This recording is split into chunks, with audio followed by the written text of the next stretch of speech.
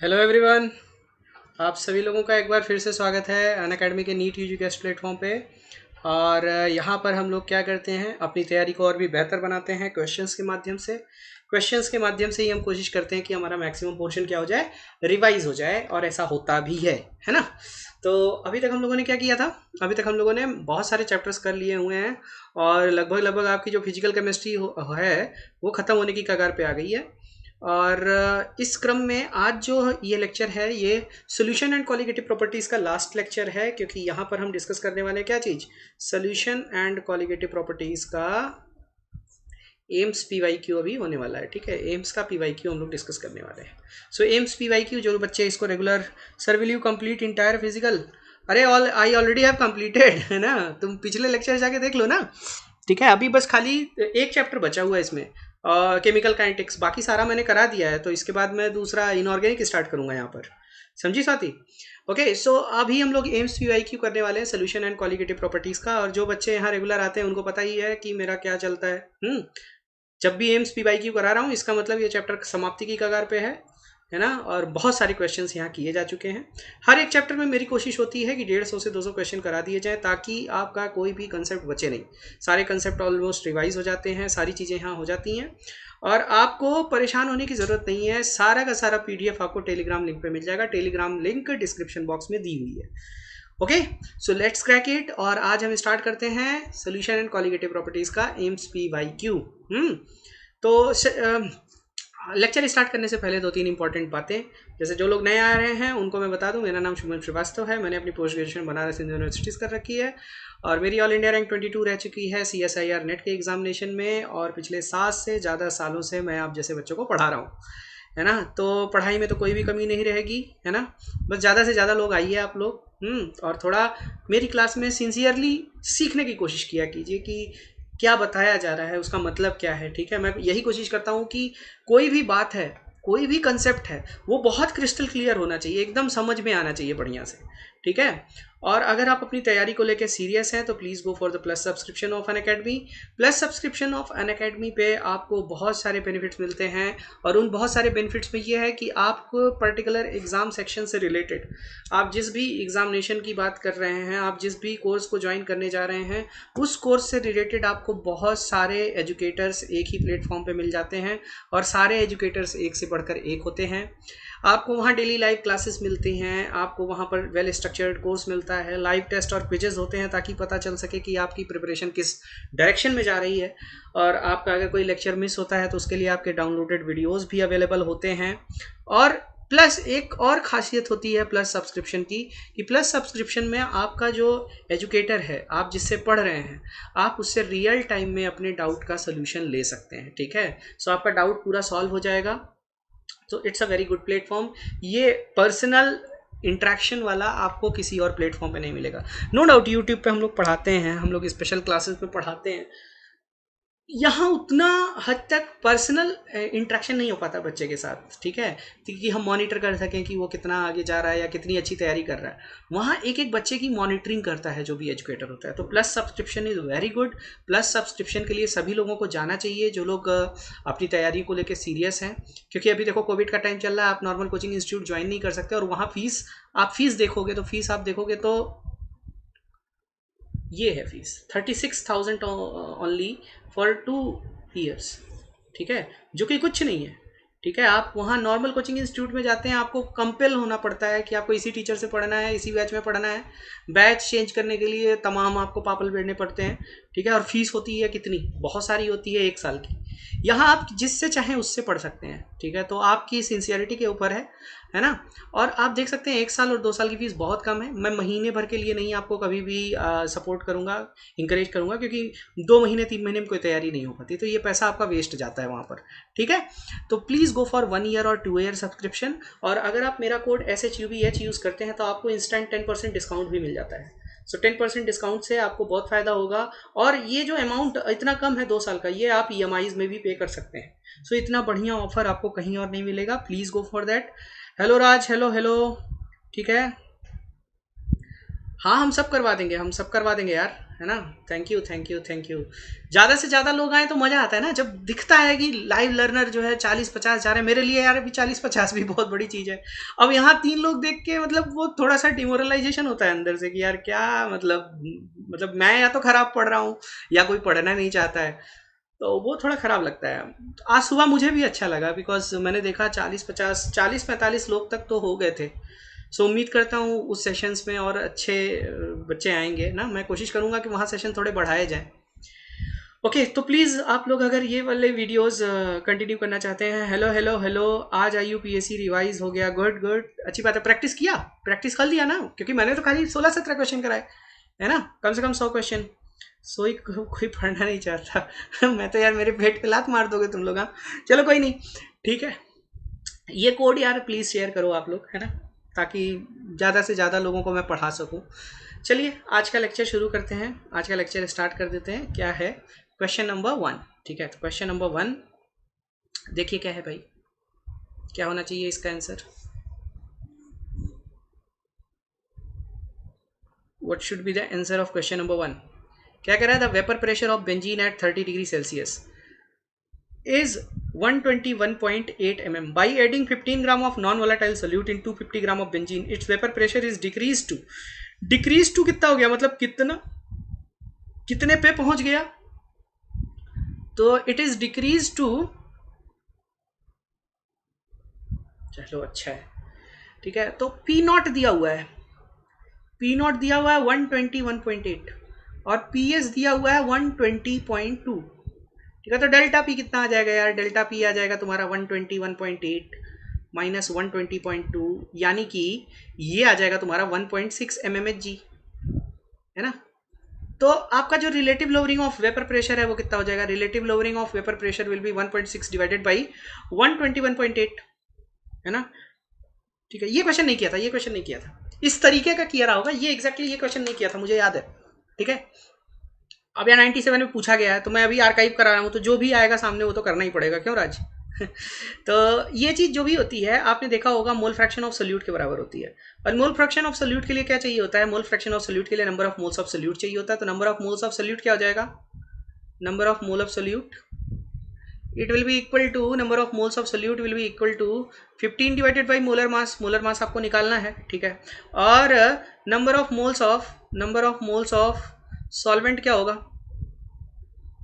कितना हो जाएगा यार, number of moles of solvent कितना आएगा, सॉल्वेंट कितना लिए हो, 250 ग्राम बेंजीन लिए हो, और बेंजीन सॉल्वेंट है तो बेंजीन का C6H6 फार्मूला होता है 78 मोलर मास होता है, तो 250 डिवाइडेड बाई 78 हो जाएगा।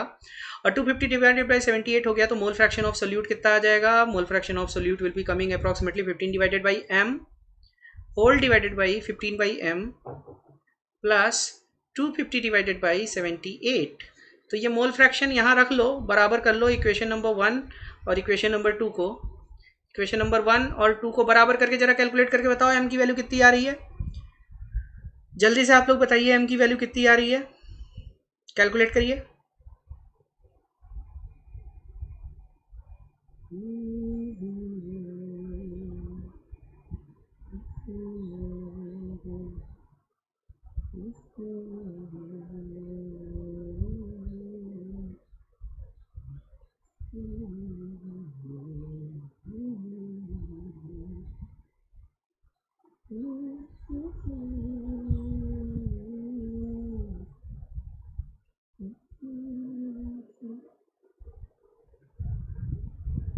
क्या आंसर आया, सबका आ गया आंसर,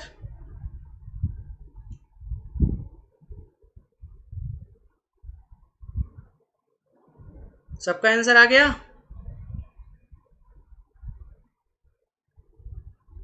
ठीक है। तो C option will be the correct one. ये जब आप कैलकुलेट करते हो on calculation m will be coming approximately 356.3 gram, ठीक है।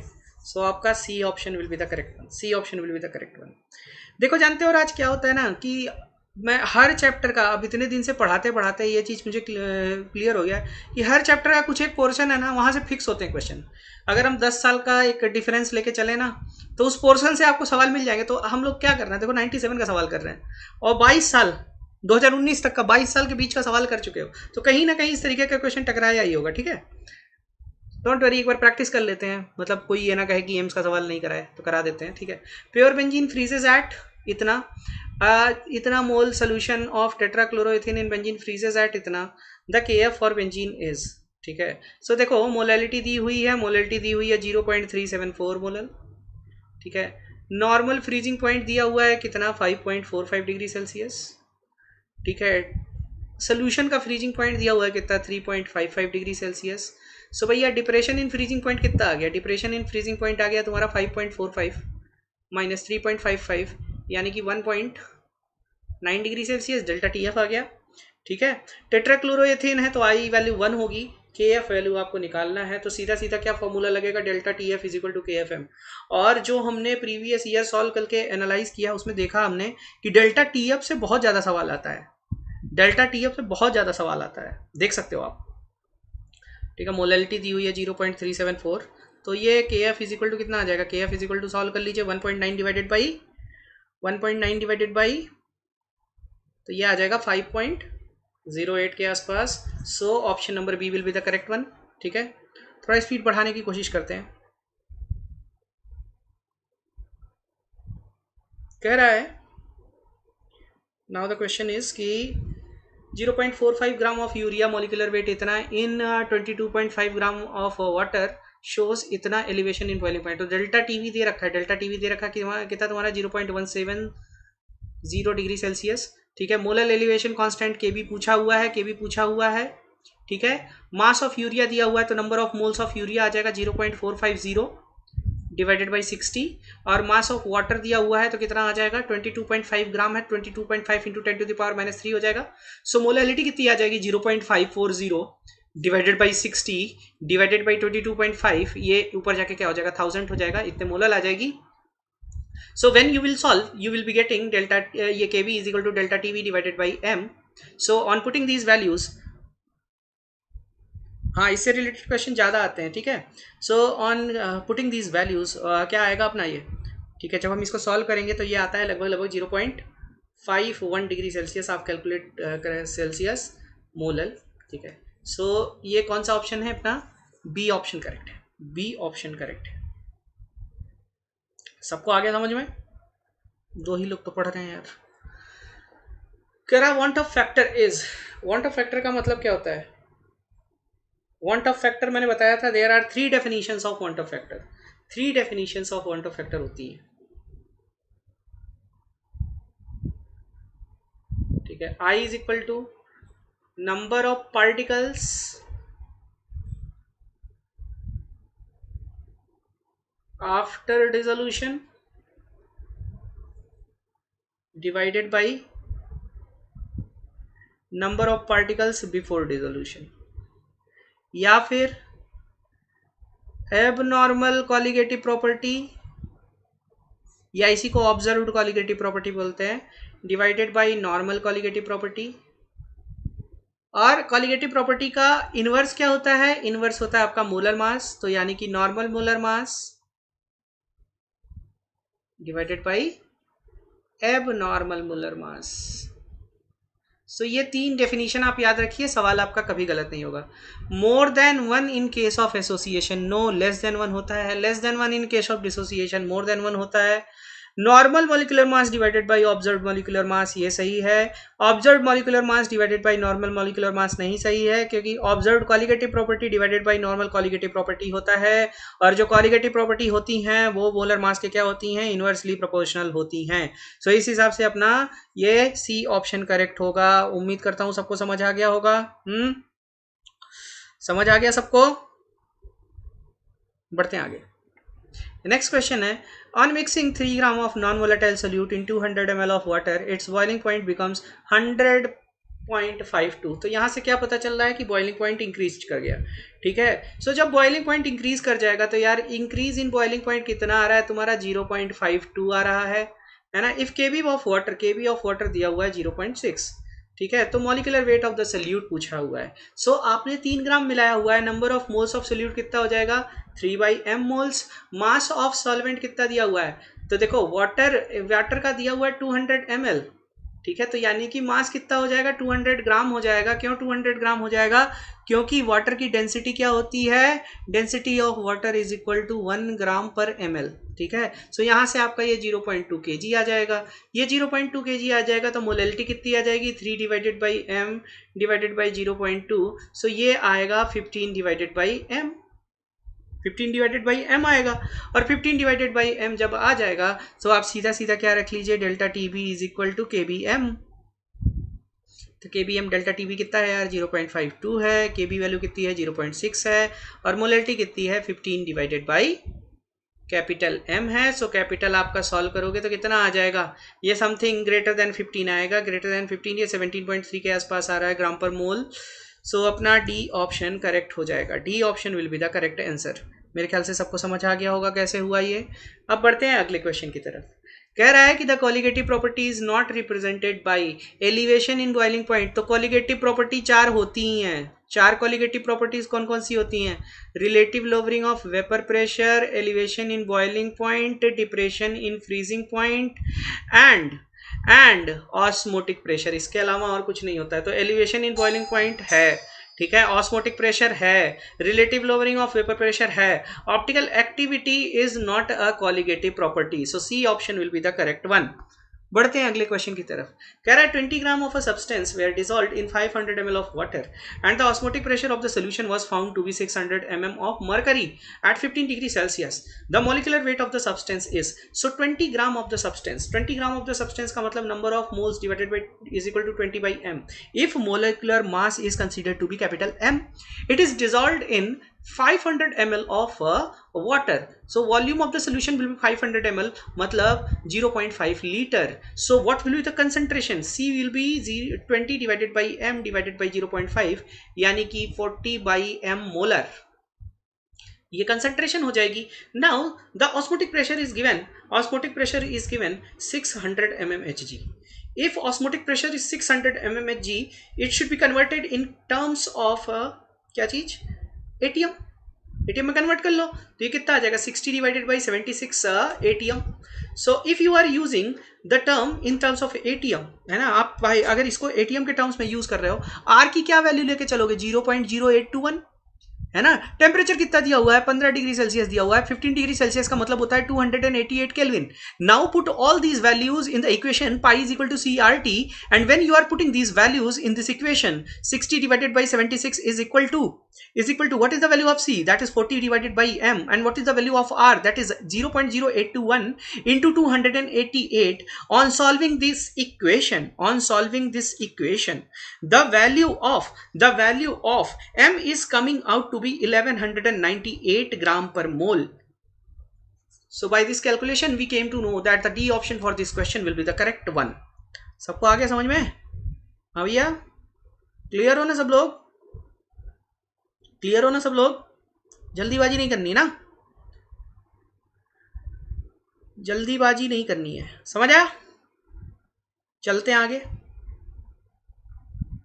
भैया, सब लोग अटेंडेंस तो लगा दो यस और नो बोल के, हाँ इतना तो कर दो। देखो which of the following statements, हाँ बिल्कुल, ये ऋषिका है जो एक्टिवली पार्टिसिपेट करती है सबसे, ठीक है,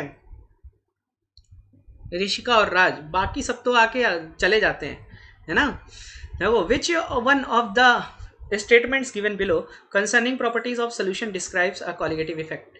boiling point of pure water decreases by the addition of ethanol. ऐसा कुछ होता है क्या, है बॉइलिंग पॉइंट तो क्या होता है, बढ़ता है ना यार, बॉइलिंग पॉइंट बढ़ता है, तो यानी कि गलत बात बोल रहा है। Vapour pressure of pure water decreases by addition of nitric acid. Vapour pressure of pure water decreases by addition of, क्या बोल रहा है,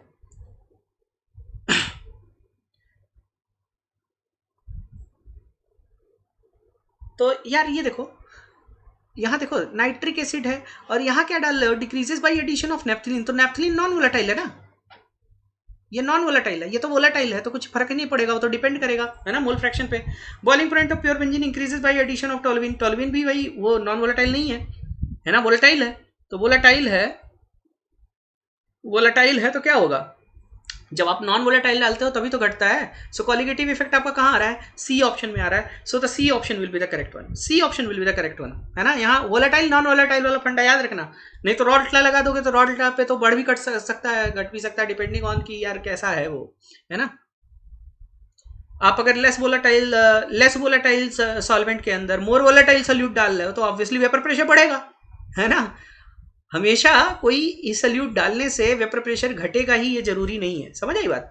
कह रहा था average osmotic pressure of human blood is 7.8 bar at 37 degree Celsius, what is the concentration of aqueous NaCl solution that could be used in the blood stream. तो भैया कैसे करोगे ये, है ना। Pi is equal to CRT, pi is equal to CRT लगाना है, बस बात खत्म। पाई आपका 7.8 बार है, सी आपको पता करना है। बस याद रखना कि आर का क्या यूज करोगे, आर कितना यूज करोगे। 7.8 बार लिए हो तो आप आर का वो नंबर लेके चलोगे जिसमें बार का यूज होता है। तो बार के टर्म्स में आर की वैल्यू 0.083 होती है और 37 डिग्री सेल्सियस का मतलब होता है 310 kelvin. So C will be coming approximately 7.8 divided by 0.83 into 31, है ना। इतना मोल पर लीटर आएगा, इतना मोल पर लीटर आएगा।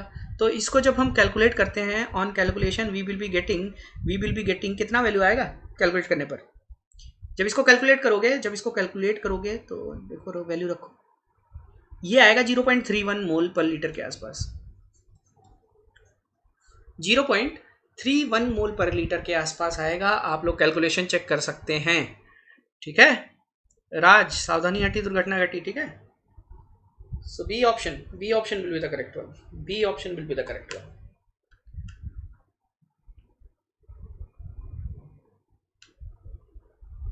अच्छा हाँ यार, हाँ देखो देखो देखो, ठीक है ठीक है ठीक है ठीक है, एक सेकेंड। हाँ ठीक है ठीक है ठीक है, ICRT होता है ना यार, ICRT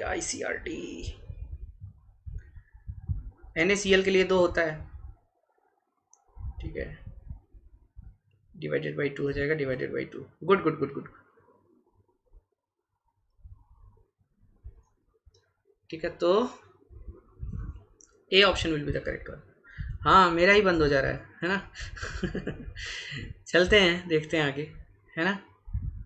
let's see the next question. करा 5%, ये वाला शायद हम लोगों ने किया था, इस तरीके का कुछ हम लोगों ने कर रखा ऑलरेडी। एक बार फिर से कर लेते हैं, फाइनल टच जाते जाते विदा कर देते हैं इसको। हाँ 1 मिनट यार।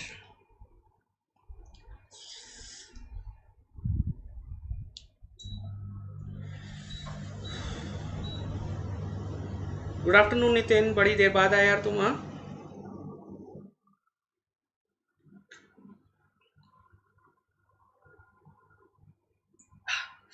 देखो कह रहा है 5% solution by mass of cane sugar in water has freezing point 271 kelvin and freezing point of pure water इतना, the freezing point of a 5% solution by mass of glucose in water is. तो यहाँ आपको करना क्या है, यहाँ करना क्या है कि इस गिवन डेटा से आपको KF निकालना है, और KF एक बार निकल जाता है तो आपको इस सोल्यूशन का क्या निकालना है, इस सोल्यूशन का ये निकालना है, क्या बोलते हैं, डेल्टा TF निकाल के नया वाला निकाल देना है, ठीक है। सो जब हम इसको सॉल्व करते हैं फ्रॉम द डेटा ऑफ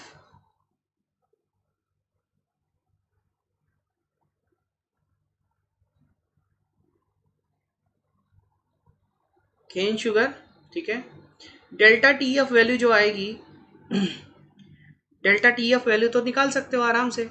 इसमें तुमको अगर चाहो तो delta TF1 divided by delta TF2 is equal to M1 by M2 तो कर सकते हो ना, सीधा सीधा ये कर दो।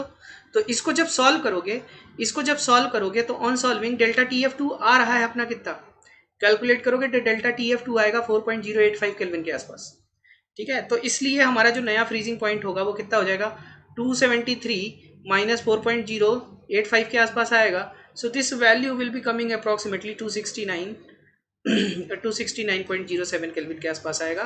सो जो दूसरा वाला सोल्यूशन है उसका सी आना चाहिए, कितने लोगों को समझ आया कि नहीं आया, मैंने काफ़ी यहाँ पे वो उड़ा दिया है थोड़ा सा। सबको आया ना समझ में कैसे। देखो भाई पहले केन शुगर वाले के लिए क्या लिखोगे, delta TF1 is equal to KF_M1, क्योंकि सोल्यूशन सेम है तो KF वही रहेगा। डेल्टा TF2 के लिए क्या लिखोगे, दूसरे वाले सोल्यूशन के लिए KF_M2 लिखोगे। मोलैलिटी कैसे निकालोगे, 5% सोल्यूशन बाई मास है, तो यानी कि तुम्हारा अगर 5% बाई मास अगर लिया हुआ है तो 100 ग्राम सोल्यूशन के अंदर 100 ग्राम उसको मोर और लेस तुम 100 ग्राम, मैं बोला था ना कि मोलैरिटी क्या होती है, ऑलमोस्ट सेम होती है फॉर कैलकुलेशन। तो आप वहां से मोलैरिटी निकाल लो, यहाँ की मोलैरिटी निकाल लो, आपको पता ही है। तो डेल्टा TF1 आपको यहाँ से दूसरे इस डेटा, अरे मैं हाथ से कर रहा हूँ यार, ठीक है, ये देखो इससे आपको डेल्टा TF1 पता है, तो डेल्टा TF2 आ जाएगा, आपको M1 M2 का आइडिया है तो, है ना। तो डेल्टा TF2 जब आ जाएगा तो प्योर वाटर ही लियो, प्योर वाटर का इतना होता है 273.15 में से ये घटा दोगे डेल्टा TF2 को, तो नया वाला तुम्हारा आ जाएगा, और नया वाला कितना आ रहा है 269.07 आ रहा है। C option will be the correct one. बढ़ते हैं अगले क्वेश्चन की तरफ, बढ़ते हैं अगले क्वेश्चन की तरफ। हाँ हाँ हाँ वही है। तो the vapour pressure of pure benzene at certain temperature is इतना, प्योर बेंजीन का जो वेपर प्रेशर दिया हुआ है वो दिया हुआ है 0.85 bar. A non volatile non electrolyte solid, तो मतलब यहाँ ये पहले ही बात क्लियर कर दिया है कि जो आपको सल्यूट दिया जा रहा है उसकी आई वैल्यू 1 है, because it is non electrolyte solid. Weighing 0.5 gram is added to 39 gram of benzene, ठीक है। मो the vapour pressure of the solution then is, नया वाला जो वेपर प्रेशर है वो कितना है 0.845 बार है। What is the molecular mass of the solid substance, तो number of moles of the solute will be equal to 0.5 divided by m।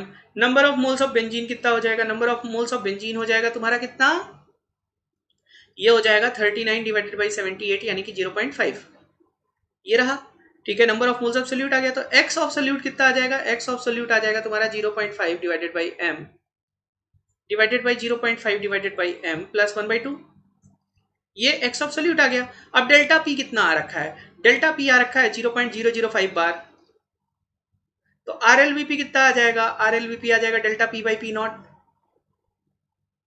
ठीक है। अब आप इन दोनों को जब इक्वेट कर लोगे, जब आप इन दोनों को इक्वेट कर लोगे तो इक्वेट करने पर आपको क्या पता चलेगा, वैल्यू कितनी आ रही है। When you will solve them, when you will solve them, जरा वैल्यू रख के देखो, तो m की वैल्यू कैलकुलेट करने पे आती है तकरीबन तकरीबन तकरीबन तकरीबन 170 के आसपास आती है। सो 170 विल बी द आंसर। तो आप देखो 1997 में खाली डेटा चेंज करके थोड़ा सा ऐसा ही क्वेश्चन पूछा गया था, और 2007 में भी फिर से वही क्वेश्चन, वही क्वेश्चन नहीं वैसा ही क्वेश्चन आ गया। तो क्या है, इतिहास दोहराता रहता है, ठीक है। और केमिस्ट्री तो इतना स्टैटिक सब्जेक्ट है कि आपने एक बार अच्छे से क्लियर कर लिया तो आप 10 साल 20 साल बाद भी पेपर दोगे, केमिस्ट्री नहीं ना बदल जाएगी यार, थोड़ा बहुत नई चीजें होती हैं, एक साथ सब गलत थोड़ी ना हो जाएगा, ठीक है। जैसे करंट अफेयर होता है, आज पढ़ोगे 10 साल बाद कुछ और होगा, है ना, लेकिन आपका जो केमिस्ट्री है ये तो हमेशा सेम रहेगा, तो अच्छे से पढ़ लो एक बार, है ना। कह रहा 1 mole each of the following compounds is dissolved in 1 liter solution which will have the largest delta TB value, so greater the I small I, more the delta TB। so strongest acid यहाँ कौन है, this one is the strongest acid,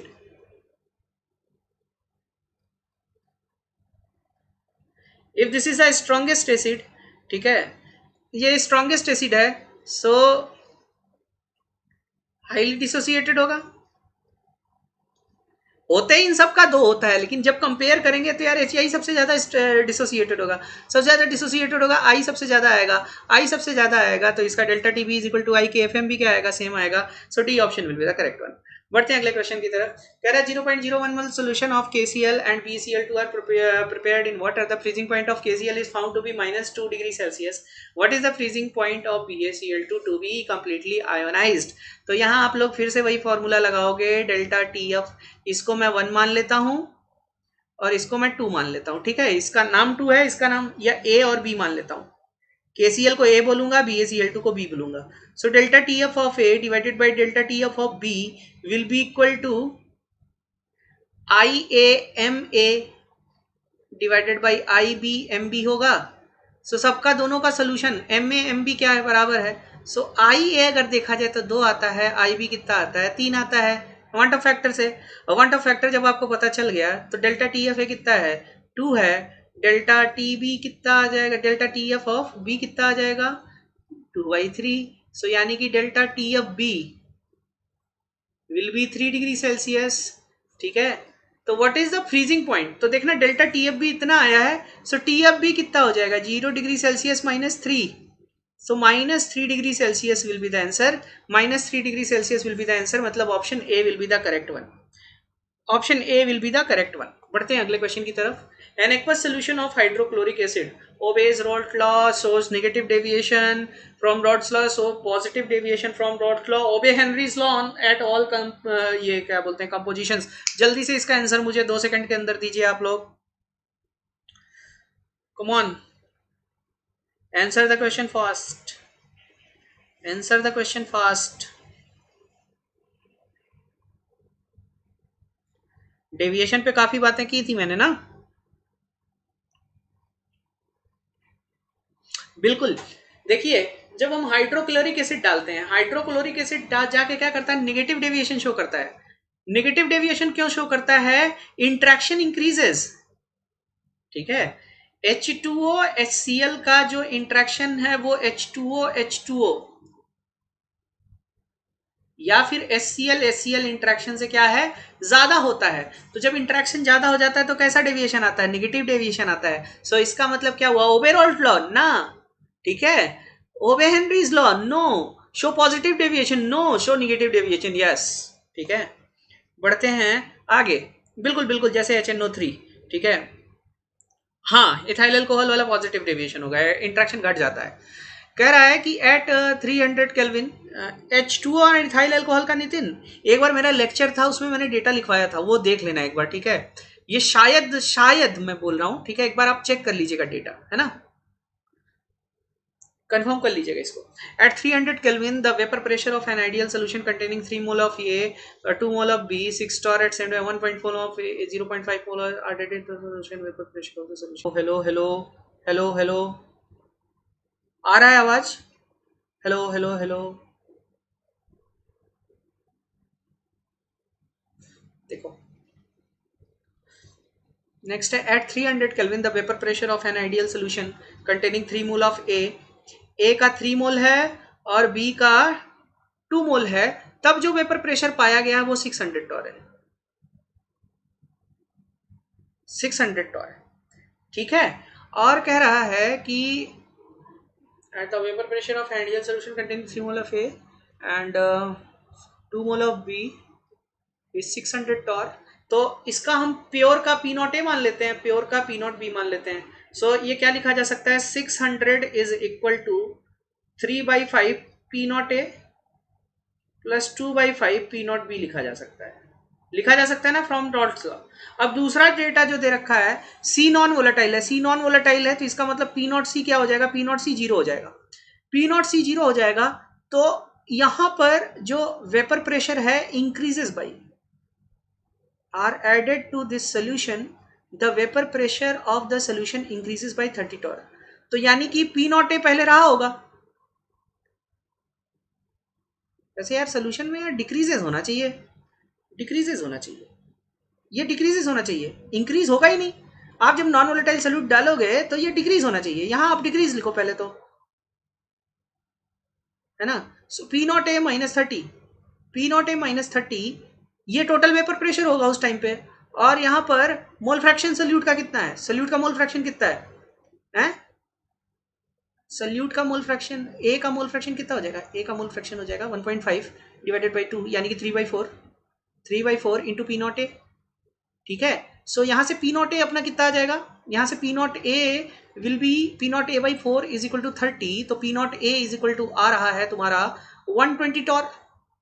सो इस 120 Tor को यहां रख दो तो ये हो जाएगा 600 is equal to 3/5 120 plus 2/5 P nought B, है ना. तो ये 3000 is equal to 360 plus 2 P B nought, है ना. ये इसमें से घटाओगे कितना आ जाएगा? 2700 2640.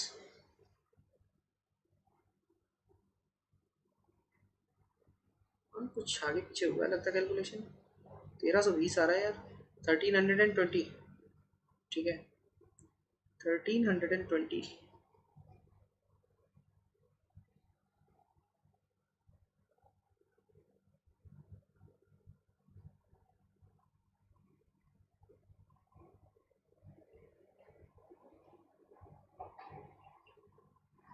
ये इक्वेशन तो हमने सही बनाई है, चलो ये सही है।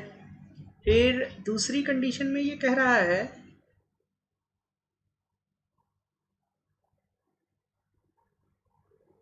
ये क्वेश्चन ही आइडियोलॉजिकली देखा जाए तो इसका ये डी होना चाहिए, क्योंकि देखो कभी भी आप नॉन वोलेटाइल सोल्यूट डालोगे ना तो अच्छा नहीं नहीं नहीं बढ़ भी सकता है, बढ़ भी सकता है। 1 मिनट 1 मिनट, ठीक है। हमको थोड़ी ना पता था कि पी नॉट ए कितना था, दोनों हो सकता है। वो इंक्रीज किया है तो आप ये देखो इंक्रीज किया है तो ये होगा, हो सकता है, it is possible. P not A plus 30 is equal to,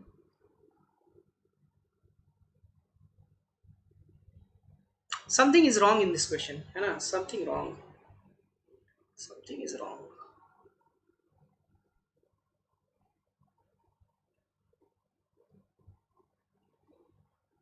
एक सेकंड, एक बार और सॉल्व करके देख लेते हैं।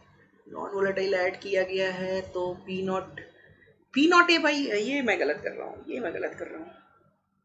ठीक है, ये 630 होगा ना। एक सेकंड, यहाँ से गलती हुई है थोड़ी सी, रुक जाओ रुक जाओ।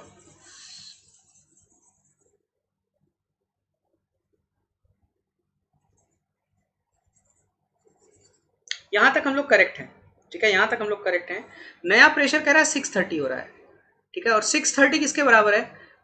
ये तुम्हारा जो मोल फ्रैक्शन पी नॉट एक है, P not a into mole fraction of ये आ रहा है 3/4, 3/4 आ रहा है। तो तुम्हारा पी नॉट ए कितना आ जाएगा? पी नॉट ए आ जाएगा 6 0 और 12/3, ठीक है। सो 3 6 24 ये आएगा पी नॉट ए की वैल्यू, ठीक है। पी नॉट ए इतना आएगा। तो अब वेपर प्रेशर ऑफ सोल्यूशन में what is the value of, इसको वैल्यू रख दो तो ये आ जाएगा 600, ये 3000 is equal to 3 into 25/20/3 plus 2 P V nought, ये आ गया। ये इधर गया तो 2 P V nought is equal to कितना हो जाएगा? 3000 में से आप ये घटा दो तो ये हो जाएगा 420, 480 हो जाएगा, 480 हो जाएगा तो ये आएगा 140 के आसपास।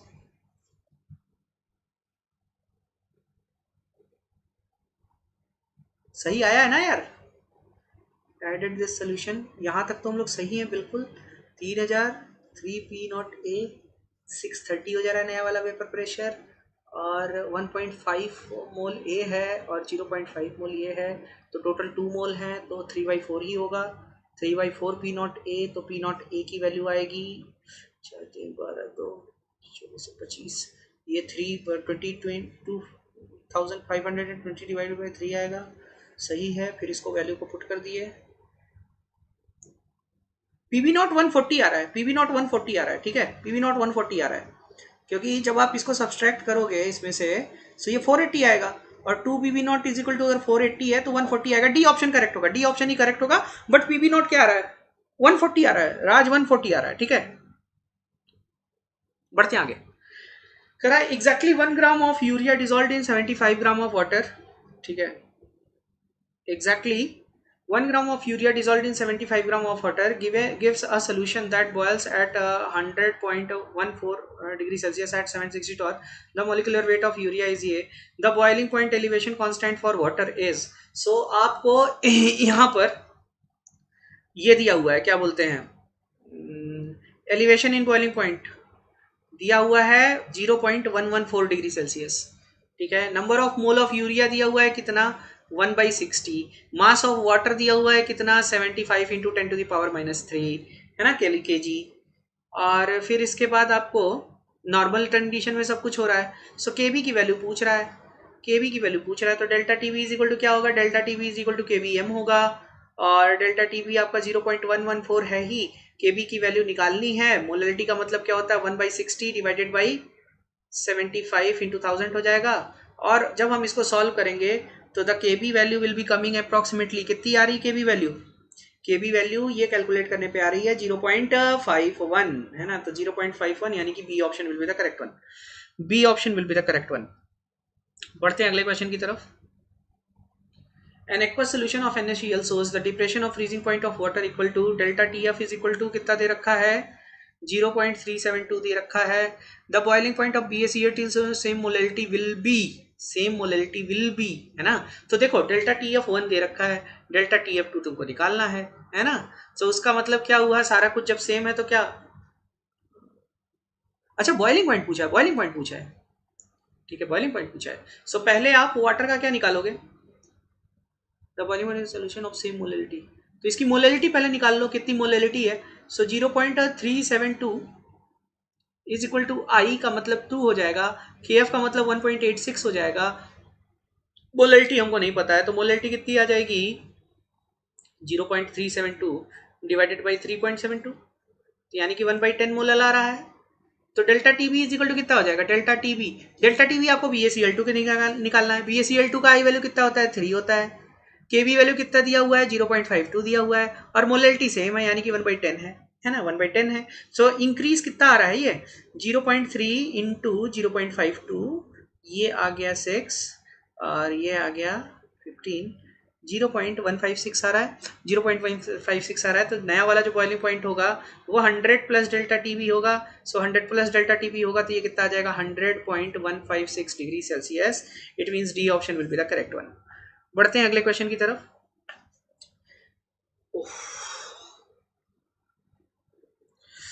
कह रहा है 12 gram of urea is dissolve in 1 litre of water and 68.4 gram of sucrose is dissolve in 1 litre of water, the lowering of the vapour pressure of first case. So आपने 12 ग्राम यूरिया डाला है 1 litre water में, 12 ग्राम का मतलब हो गया 12 divided by कितना, 60, यानी कि 1/5 मोल, है ना, 1/5 मोलर सोल्यूशन है। 68.4 ग्राम सुक्रोज मतलब 342, ये कर दीजिए 342, ये कर दीजिए, तो ये कितना आ जाएगा, ये भी आ जाएगा आपका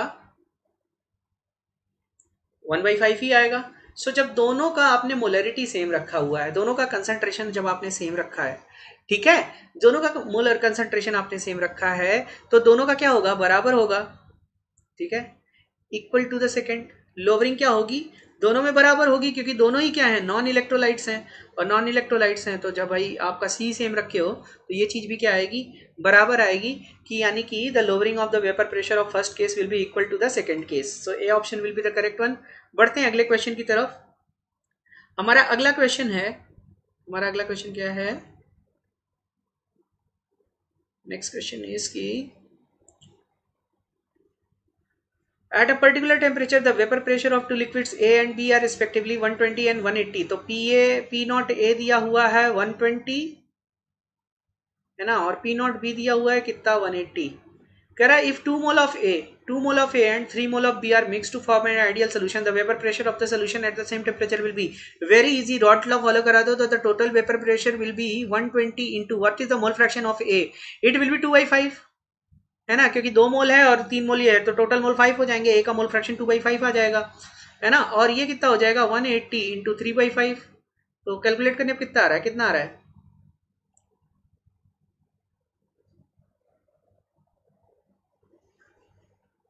36, 72, 108,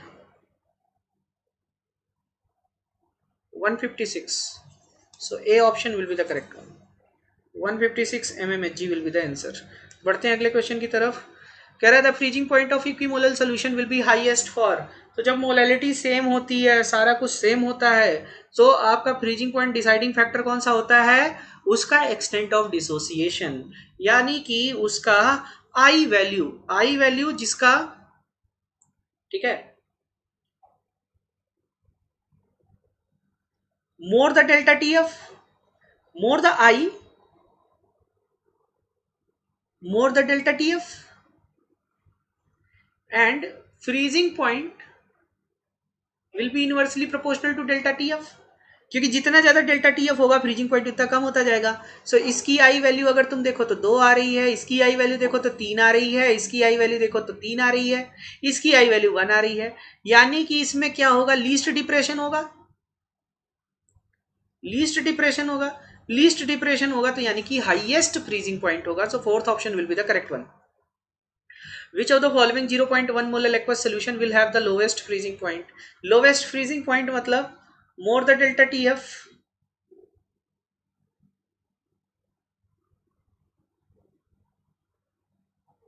lesser the freezing point, and delta T F is directly proportional to क्या, आई। तो आई सबसे ज्यादा किसका है, इसका 5 आ रहा है, इसका 2 आ रहा है, इसका 1 आ रहा है, इसका 1 आ रहा है, तो सबसे ज्यादा डिप्रेशन इसमें होगा।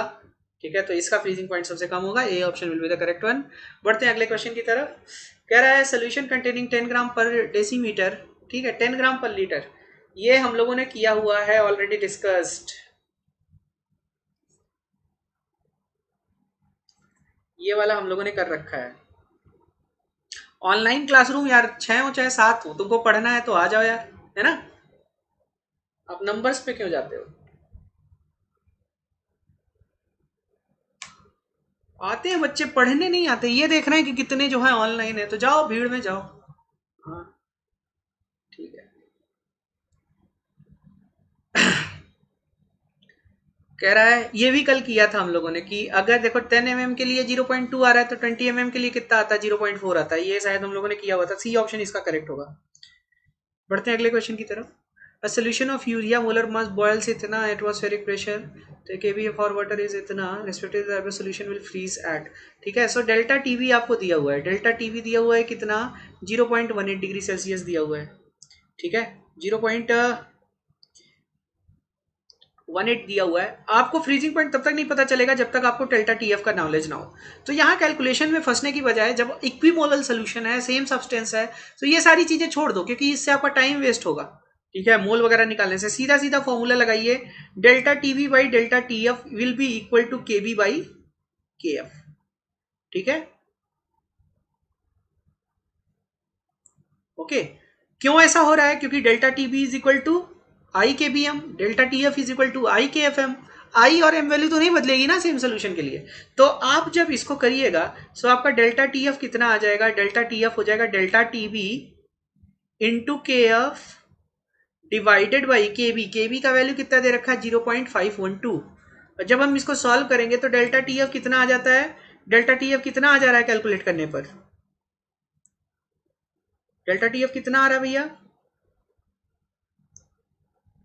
कैलकुलेट कर रहे हैं तो ये 0.654 क्या, अब मुझे भी याद आ रहा है, ये शायद हम लोगों ने किया था। सो आपका जो फ्रीजिंग पॉइंट होगा, फ्रीजिंग पॉइंट मैंने बताया था ना, 0 से घटा दो तो 0.654 डिग्री सेल्सियस हो जाएगा।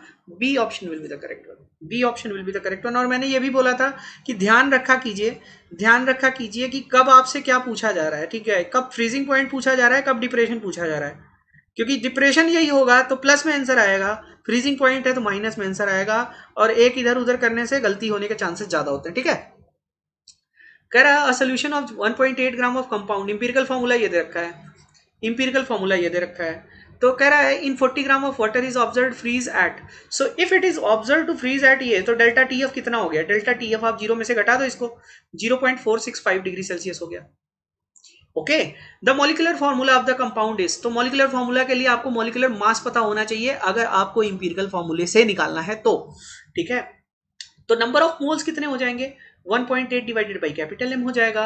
मास ऑफ द सॉल्वेंट कितना दिया हुआ है, 40 ग्राम दिया हुआ है, 40 ग्राम का मतलब क्या हुआ, 40 into 10 to the power -3 kg हुआ। तो मोलैलिटी कितनी हो जाएगी, molality will be 1.8 divided by capital M into 40 into 1000 हो जाएगा, ये आ गया। और जब कुछ नहीं दिया हुआ है, आई को हम क्या मान लेंगे, 1 मान लेंगे। आई को जब आप 1 मान लेंगे so delta T F is equal to क्या होता है, के एफ एम हो जाएगा इस केस में। तो जब के एफ एम हो जाएगा तो जब आप ये वैल्यूज पुट करिएगा, ये वैल्यूज पुट करने के बाद के एफ वैल्यू कितनी दे रखी है 1.86, एम की वैल्यू कितनी आ रखी है 1.8 into 1000 divided by M into 40।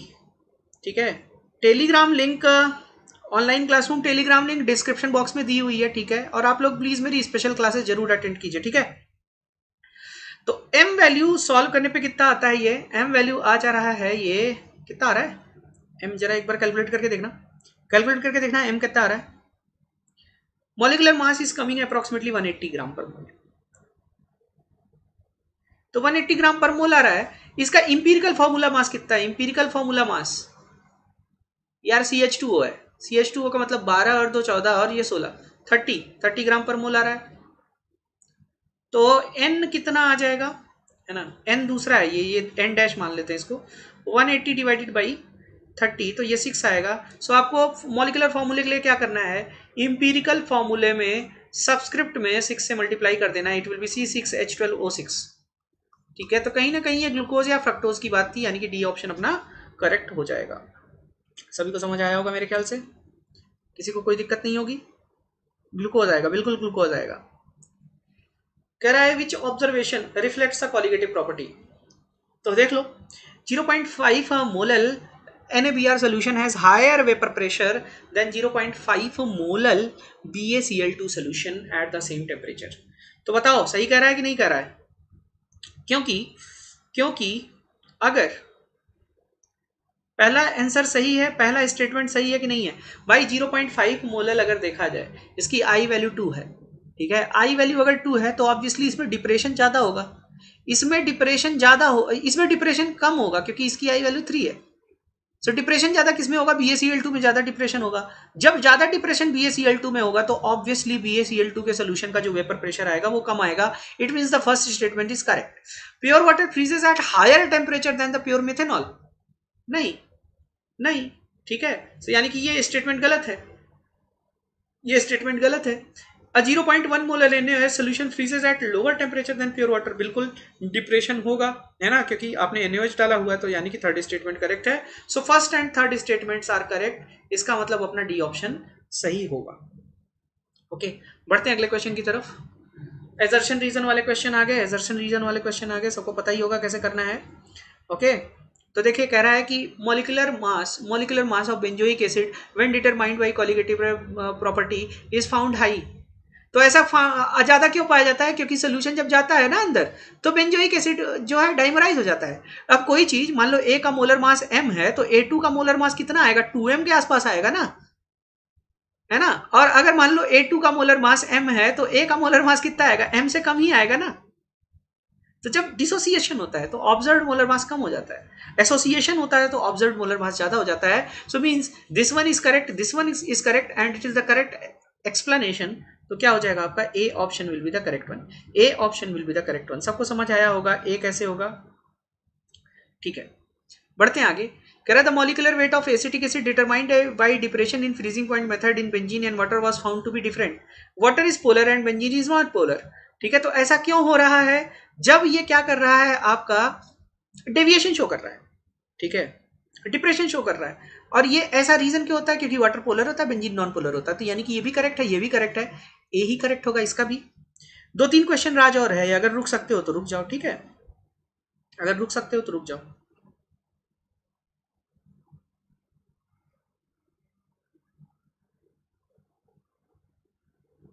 बढ़ते हैं आगे। If red blood cells were removed from the body and placed in pure water, pressure inside the cell increases, the concentration of salt content in the cell increases. बताइए बताइए बताइए क्या होता है? बताइए इसका क्या होना चाहिए?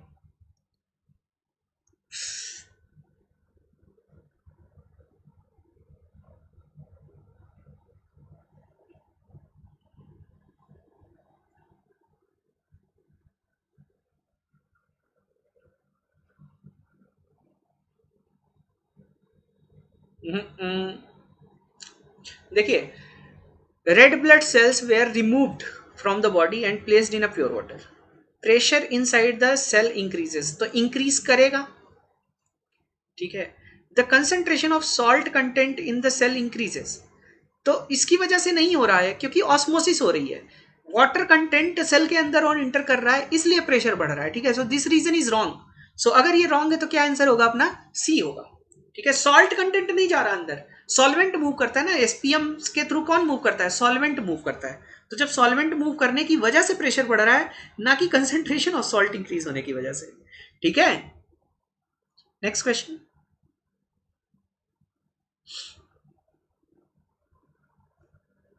Next question. The water pouch of instant cold pack for treating athletic injuries breaks when squeezed and ammonium nitrate dissolves, lowering the temperature. Addition of non-volatile solute into solvent results in depression of freezing point of the solvent. बताओ भैया।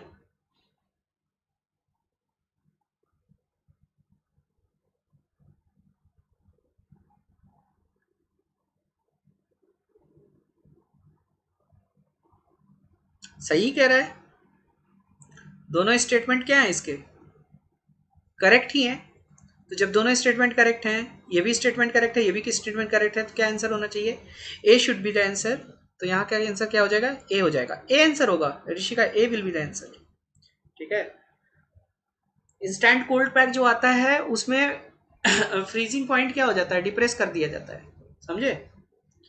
और वो क्यों depress होता है, क्योंकि non volatile, तो सही कह रहा है ये। Lowering of vapor pressure indirectly proportional to osmotic pressure of the solution. Osmotic pressure is a colligative property. तो भाई ऑस्मोटिक प्रेशर के डायरेक्टली प्रोपोर्शनल होगा, वो तो सही बात है, क्योंकि कंसंट्रेशन जितनी ज्यादा होगी ऑस्मोटिक प्रेशर उतना ही ज्यादा होगा, और कंसंट्रेशन जितनी ज्यादा होगी सल्यूट का मोल फ्रैक्शन भी उतना ज्यादा होगा। It means this statement is correct, osmotic pressure is a colligative property, it is also correct, but it is not the correct explanation, so B should be the answer, B should be the answer। पिछले वाले में इसका B explanation सही था ना उसका, इसलिए ammonium nitrate non volatile है तो जाके क्या करेगा, वो उसका फ्रीजिंग पॉइंट घटा देगा, है ना, फ्रीजिंग पॉइंट घटा देगा तो इंस्टेंट वो रिलीफ देता है कूलिंग के थ्रू। ठीक है, इसका बी होगा। इफ लिक्विड सोल्यूट क्या कह रहा है,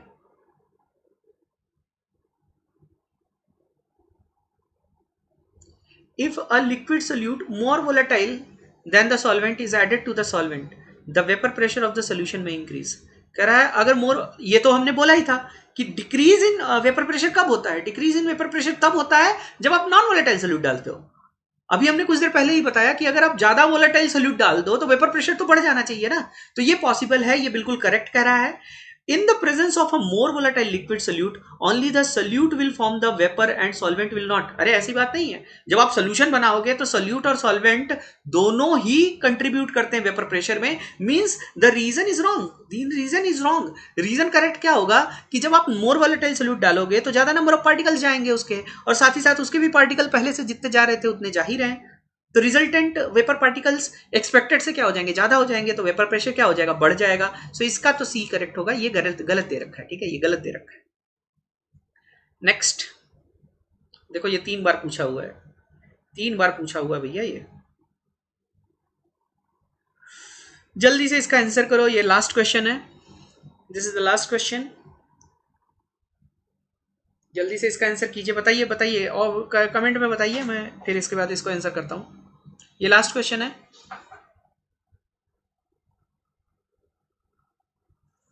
जल्दी आंसर कीजिए सभी लोग। देखिए कह रहा है if one component of a solution obeys Raoult's law over a certain range of composition, the other component will not obey Henry's law in that range. सही बोल रहा है, गलत बोल रहा है, सही बोल रहा है। ठीक है, रॉल्ट लॉ अगर फॉलो हो रहा है, ठीक है, वन कंपोनेंट फॉलो कर रहा है, ठीक है, तो दूसरा कंपोनेंट हेनरीज लॉ कैसे फॉलो करेगा। ठीक है, क्योंकि हेनरी लॉ किसके लिए है, गैसेस के लिए है। ठीक है, तो and Raoult law is a special case of Henry's law, ये भी सही है। ठीक है, तो दोनों सही है, लेकिन ये इसका एक्सप्लेनेशन प्रॉपर नहीं दे पा रहा है, तो आपका आंसर क्या हो जाएगा, B will be the answer, यहां पर बी आंसर होगा। और इसी के साथ हम लोग का solutions and colligative properties, solutions and colligative property को मैं फिनिश करता हूं, ये फिनिश्ड। मेरी स्पेशल क्लास बेटा अब रोज 11 बजे से लेके 11 AM टू 12 PM होगी, और वहां मैं ऑर्गेनिक केमिस्ट्री करा रहा हूं।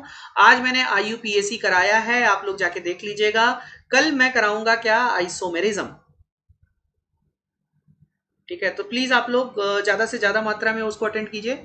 So thanks for watching these lectures. ठीक है, if you found these lectures helpful for you तो इसको ज़्यादा से ज़्यादा मात्रा में शेयर कीजिए। और आप सभी लोग प्लीज़ प्लस सब्सक्रिप्शन के लिए जरूर जाइए, प्लस सब्सक्रिप्शन पे आपको बहुत सारे बेनिफिट्स मिलेंगे, और मेरा कोड SHUBH यूज़ करना ना भूलिए, इससे आपको इंस्टेंट 10% डिस्काउंट मिलेगा। तो कल का मैं बात कर लेता हूँ, टाइम टेबल क्या क्या है अपना। आज का टाइम टेबल है, आज हम लोग 7 to 8 PM इलेक्ट्रोकेमिस्ट्री में बहुत इंपॉर्टेंट चीज करने वाले हैं, नर्स्ट इक्वेशन की बात करने वाले हैं। ठीक है, तो 7 से 8 जिसको नर्स्ट इक्वेशन और एप्लीकेशन ऑफ इलेक्ट्रोकेमिकल सीरीज पढ़नी हो वो आ जाएगा लेट्स क्रैक नीट यूजी पे। ठीक है, इसके साथ ही साथ कल अपना टाइम टेबल, अरे यार ये क्या हो रहा है, कल का टाइम टेबल क्या क्या है, कल का टाइम टेबल है 11 AM टू 12 PM हम लोग स्पेशल क्लासेस पे आइसोमेरिज्म का डिस्कशन करेंगे। ठीक है। और कल हम लोग 3 से 4 क्वेस्ट पे केमिकल काइनेटिक्स पार्ट 1 करेंगे।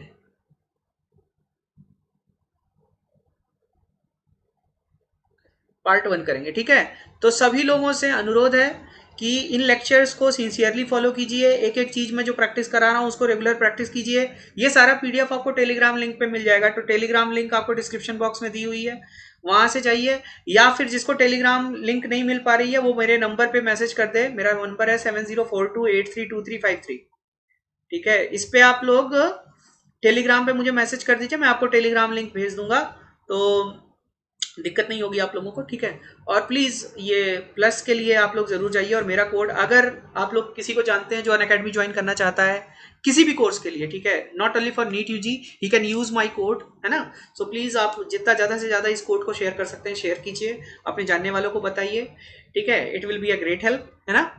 तो मिलते हैं कल की क्लासेस में। आज शाम को 7 से 8 हम लोग मिलते हैं लेट्स क्रैक नीट यूजी पे। और कल मैं उम्मीद करूंगा कि स्पेशल क्लासेस में ज्यादा से ज्यादा लोग आइए। अपने दोस्तों को बता दीजिए स्पेशल क्लासेस के बारे में कि वहां ऑर्गेनिक का रिवीजन चल रहा है, ठीक है। तो अगर ये वीडियो अच्छा लगा है इसको ज्यादा से ज्यादा लाइक कीजिए, शेयर कीजिए, अच्छे कमेंट्स कर दीजिए। बस मुझे आपसे इतनी गुरु दक्षिणा चाहिए। बाकी सिंसियरली जितनी चीजें बताता हूँ उसको फॉलो करते रहिए, you will be getting the success, है ना। आप जरूर सफल होइएगा, ठीक है। बस जितनी चीजें बताई जाती हैं उनको फॉलो कीजिए। नितिन हम करेंगे, वो भी करेंगे। अभी क्या जो हम लोग आईयूपी ये कर रहे हैं स्पेशल क्लासेस में कर रहे हैं, वो वन शॉट ही कर रहे हैं ना, वन शॉट ही कर रहे हैं चैप्टर वाइज। मतलब मैं कंसेप्ट वाइज चल रहा हूँ कि आज आइसोमेरिज्म कराया तो पूरा आइसोमेरिज्म, वो वन शॉट टाइप का ही है, समझे, ठीक है। आपकी तैयारी अच्छी होनी चाहिए, चाहे मेथड चाहे जिस तरीके से कराया जाए। आपको क्वेश्चन ना मिल रहा हो तो बताइएगा, आपके पास में क्वेश्चंस का ढेर सारा जखीरा पूरा क्रिएट कर दूंगा, तो टेंशन मत लीजिए, ठीक है। बस जितना बता रहा हूं उतना फॉलो करते रहिए। ओके भाई, तो मिलते हैं शाम को 7 से 8 लेट्स क्रैक नीट यूजी पे। कल सुबह 11 से 12 कहां पर, स्पेशल क्लासेस में। तब तक के लिए आप सभी लोगों को बाय बाय। जाइए टेलीग्राम पे, ये पीडीएफ को डाउनलोड कीजिए और पीडीएफ को डाउनलोड करके तुरंत के तुरंत प्रैक्टिस कर डालिए, कुछ भी पेंडिंग मत छोड़िएगा। Okay, so see you letter.